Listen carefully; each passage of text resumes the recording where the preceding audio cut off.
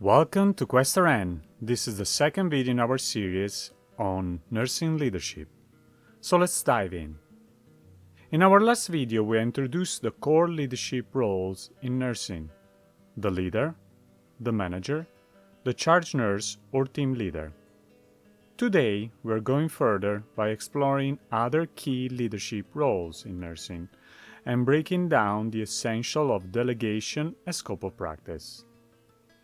There are other leadership roles in nursing: clinical nurse leader, nurse educator, nurse advocate, quality improvement nurse, nurse navigator or care coordinator, shared governance council member, interprofessional collaborator.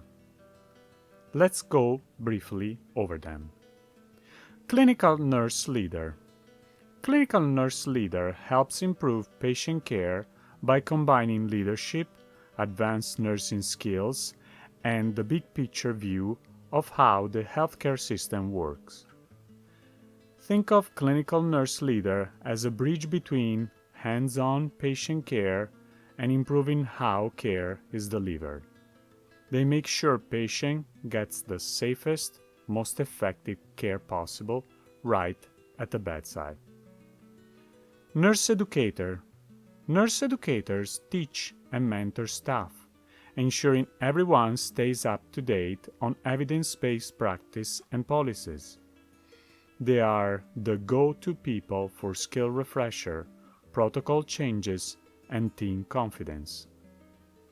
Nurse advocate. Advocacy is a core nursing role and a form of moral leadership. Nurse advocates stand up for patients' rights and staff well-being, especially during ethical dilemmas or unsafe staffing situations.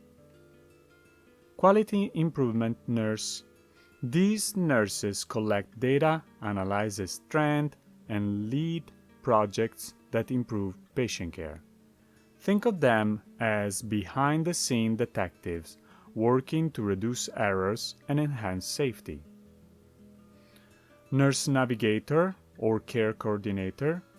They guide patients with complex conditions like cancer or heart disease through the healthcare system, improving continuity of care by managing appointments, follow-ups, and services. Shared governance council member. These nurses participate in decision-making on policies, staffing, and tools, promoting empowerment and accountability on the unit. Interprofessional coordinator. They work closely with physicians, case manager, social worker, and others to ensure holistic, team-based care. Good nursing leaders share 5 essential skills: communication, delegation, decision-making, conflict resolution, and advocacy. Let's go over them. Communication. Think of active listening and clear instructions. Good communication in nursing goes beyond giving direction. It means truly listening to patients, families, and team members, and expressing yourself clearly and respectfully. Strong communication builds trust, prevents errors, and keeps everyone on the same page during patient care. Delegation. Think of assigning the right task to the right person with oversight. Delegation is about knowing your team's strengths and assigning tasks that match their role and ability. It includes giving clear instructions, ensuring they understand the task, and following up. Even when you delegate, you're still responsible for the outcome, so supervision is key. Decision-making. Think of prioritizing patient safety and outcomes. Nurse leaders make quick, informed decisions throughout their shift, especially during emergency or busy times. Every decision should be based on clinical judgment, prioritization, and the goal of providing the best and safest care for the patient. Conflict resolution. Think of mediating disputes effectively. Conflict can happen between team members, patients, or families. A good nurse leader doesn't avoid conflict. They address it calmly and fairly, helping all sides feel heard. These skills helps maintain a positive team environment and improves collaboration. Advocacy. Think of standing up for patient and nurse concerns. Nurse leaders advocate for patient rights, such as refusing treatment, and for nursing staff needs, like safe staffing. Advocacy means speaking up when something doesn't seem right and ensuring patients and staffs are treated with dignity and respect. Let's clarify a common point of confusion: the difference between assignment and delegation. Assignment is given a task that are already within someone's role or scope. For example, an RN assigning vitals to a CNA. Delegation is transferring responsibility for a task outside someone's usual duties. For example, RN asking an LPN to irrigate a wound with supervision. Remember, delegation requires clinical judgment and follow-up. Delegation has 5 rights. The 5 rights of delegation are right task, right circumstance, right person, right direction or communication, right supervision or evaluation. And remember, RNs remain accountable for the outcome, so follow up. The nursing team is composed of RNs, LPNs, and UAPs. Here is a quick reminder of what each team member is legally allowed to do. The RN, registered nurse.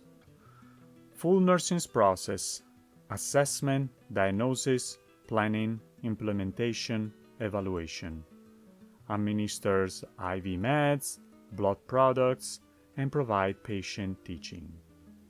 Example: starting an IV, teaching about diabetes, evaluating pain medication effectiveness.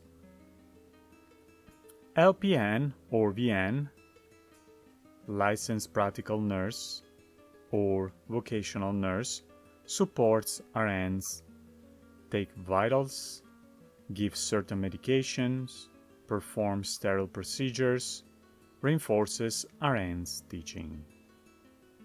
Example: giving oral medication, wound care, reviewing inhaler use with a patient. UAP, direct care, assists with basic needs: hygiene, feeding, ambulation, vitals, intake, and output. Does not assess or interpret. Example: helping with a bath, assisting to the bathroom, recording vitals. UAP, indirect care, support the environment, not direct care. Stocks supplies, cleans equipment, runs errands, provide companionship. Example: delivering supplies, cleaning, sitting with a patient for emotional support.